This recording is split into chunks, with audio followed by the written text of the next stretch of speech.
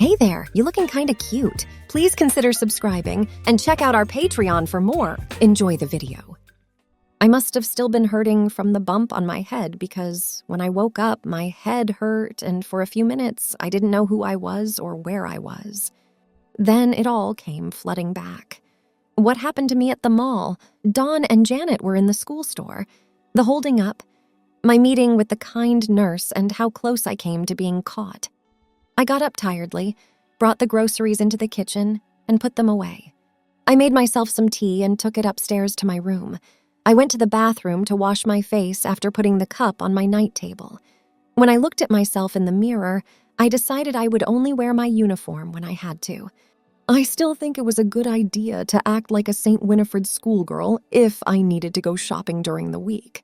I thought, after all, I've had some bad things happen to me, but no one thought I was skipping school. I felt cold, so I put on my dressing gown. It might have been short on my mom, but it reached my knees on me. The dressing gown smelled like my mom, her perfume and the small talcum powder smell she always had after a bath or shower. Again, it made me sad. Don't think about that anymore, I told myself out loud. Mom wouldn't want me to be sad all the time. I went back to my room and drank my tea before it got too cold. I went back to the bathroom and got my clothes out of the sink. I didn't put them away because I forgot. I chose to wash my school blouse, so I put it in the washing machine with my socks, pants, nightgown, and a few other things. I guessed how much powder I would need and put some conditioner in the tray as well. It helped that I had helped my mom sometimes and knew what knobs and buttons to turn and push. I set the washing machine to a cool wash so the colors wouldn't run as much. After that, I hung out for a while, watched some cartoons on TV, and then made myself a sandwich for lunch. I thought I should get dressed, so I put on some clean pants and socks, then the dress and slip I had worn earlier in the day. This made me remember that I hadn't bought any clothes yet. I couldn't wear the same ones over and over again. Also, girls have a lot of clothes, so I didn't see why I shouldn't. This meant that we had to go back to the mall. That day, I just couldn't do it again. Anyway, it was getting late, so I decided to try again the next day if I felt brave enough. Just that I was hoping it wouldn't be as busy as today. I looked around the house and had a good sniff. I was mad at myself for forgetting to set the alarm again that morning before I left. What if someone had come back from the agents? They would know that someone was in the house because the last time they came, they set the alarm before leaving. I had to be careful not to let anyone know who I was. I went into my parents' room and looked through some of their drawers. I found a lot of things I didn't know what to do with, so I just left them there. I also came across a cell phone. The battery was getting low, but the charger was in the drawer, so I dug it out and put it on charge. I thought that having a phone might be useful in case of accidents or other similar situations. After the day I had just had, I decided I couldn't go without one. I thought, let's see. Today I could have called the cops and an ambulance. Maybe the next time I'll need help from the fire department. Next, I went to my mom's closet and looked inside. She had a lot of tops, dresses, skirts, and coats. On the bottom, there were many different colors and kinds of shoes. I was a lot smaller than my mom, so nothing would fit me. I went out of my parents' room and into my dad's office. I went to my father's desk. Some papers were on it, including a book about St. Winifred S. I went to my desk and started reading about it. Girls and boys ages 16 to 20 can go to the school during the day or stay there overnight. Most students have their own rooms. The 4 living houses have a happy, easygoing vibe, and the students who live there like being part of the school's big family. Staff who live in the boarding house include house parents, an assistant, and education staff who also live there. In school, both boys and girls play a wide variety of games. The school has its own sports facilities for badminton, basketball, cricket, football, gymnastics, hockey, netball, rounders, squash, table tennis, tennis, and volleyball. There are also a lot of great local services in Melchester that are within walking distance. There's an athletics track, all-weather fields for hockey, football, and cricket, and a heated indoor swimming pool that people use all year long. There are regular games with other schools for most sports. I learned more about the school from what I read. There were shots of the great hall, a few classes, one of the bedrooms, and the large grounds. Some of these places brought back memories of when I went there with my parents. It looked great. I really wanted to go to that school. I thought I could meet people there and stop being alone.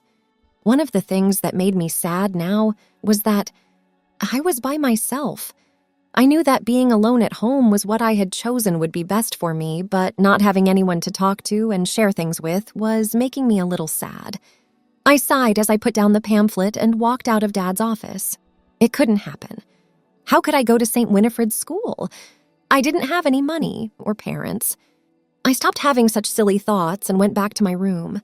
I lay down on my bed, hugged my doll, and fell asleep in a few minutes. The sky was getting dark when I woke up.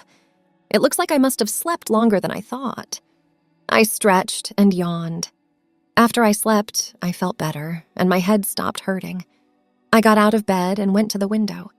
I could see that the sun's last rays were playing on the surface of the water in the stream at the end of the yard. Even though the sky was clear, it was getting darker by the minute, so I pulled the blinds. I wanted the lights on in the kitchen and a few other rooms, so I pulled the curtains over each window and went outside to see if I could see any of the lights. I didn't want a nosy neighbor to think that someone was in the house when it should have been empty. I saw that a small crack of light was coming through the couch curtains, so I went inside to fix them and then went back outside. It worked. There are no lights on now. Since the house was set back from the road, it was rare that anyone would see anything, but I didn't want to take any chances. I went to the fridge and took out a Coke. When I looked at the coconut cake I had bought earlier, I had a great idea. I sat down in my favorite chair in the living room and thought for a while. My first full day as Katie was today. That meant that Katie's birthday was really happening. I would have a party for myself on my birthday. Since there were no guests, I went to the fridge, took the cake out of the box, and put it on the table in the dining room. Then I made a few jam sandwiches, found some chocolate finger biscuits, cheese and onion-flavored crisps, and a few other snacks in the cupboard, put them on plates, and then put them on the table. I ran into my room and quickly took out the party dress that Sarah had given me and put it on my bed. I took the clothes I was wearing off. I was afraid of getting them dirty. Then I went into my parents' room and sat down at the dressing table. I had to put on makeup because I was going to a party. I thought to myself, less is more, as I put a small amount of foundation on my face and neck. Then I put just a little bit of pink blush on my cheeks. Then I put some purple eyeshadow on. It was nice looking. I put black makeup on my top eyelashes carefully, and luckily my hand was steady. I did have to remove a tiny bit of eye makeup from one of my eyelids and reapply it, but once I was done, I was pretty proud of myself. Last but not least, I put some pink lipstick on my lips. It was shiny and nice, and it made my lips look fuller and older. I got a hairbrush and tried to make my hair look as nice as possible. I brushed it for a long time to get out the knots, and then I teased it into my favorite style. I checked my fingernails. Not very long, but they looked like they were in pretty good shape. On the changing table, there were a few bottles of nail polish. I'd never done this before, but since it was my birthday, I decided to give it a try. I found a nice shade of pink nail gloss and carefully painted my nails with it. I did a pretty good job, and the only time I needed a tissue was when I went too far. I loved the way the nail paint smelled as it dried, and I still do. After my nails were dry, I went back to my room and changed for the party. I wore my soft pink pants. Then I put on my socks. And lastly, with care, I put on my pretty purple satin party dress. I had a little trouble zipping up the back of the dress, but I was able to do it after a few twists and turns. I only had my school shoes with me, but they were black and shiny, so they looked good with the dress.